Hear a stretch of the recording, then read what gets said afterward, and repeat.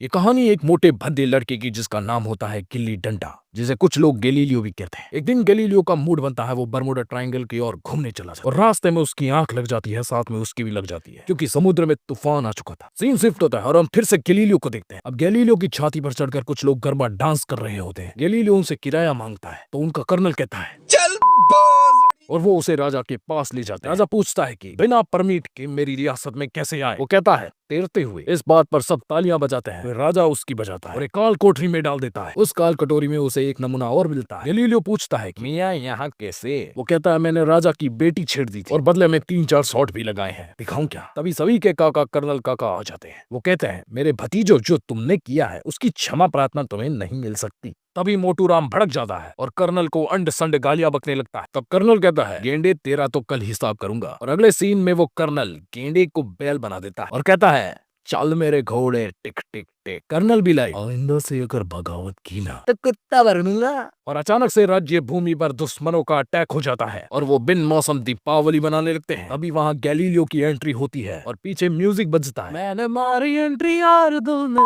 Galileo राजकुमारी को बेड़ियों से छुड़ाता पर राजा के महल में तो किसी ने सूअर बम छोड़ दिया था। राजा कहता है बचाओ बचाओ मुझे नहीं महल को, मैं तो वैसे भी रिटायर होने वाला हूँ। तब मोटा गेंडा अपनी छोटी बुद्धि से एक विचार निकालता है और एक खुफिया तरीके से आग बुझाता है और कर्नल को भी भिगो देता है। कर्नल गालियां देकर निकल जाता है। तो मोरल ऑफ द स्टोरी यह है जो कुछ कर नहीं पाते हैं वही गालियां देकर निकल जाते हैं। ये देखकर राजा कहता है अद्भुत, ऐसी कलाकारी हमने पहले कभी नहीं देखी, और उसे भोजन के लिए इनविटेशन कार्ड देता है। ओके, वीडियो बहुत खींच रही है, आगे की कहानी अगले पार्ट में कवर करेंगे। ये चैनल कहीं खो ना जाए इसीलिए फॉलो कर लीजिए।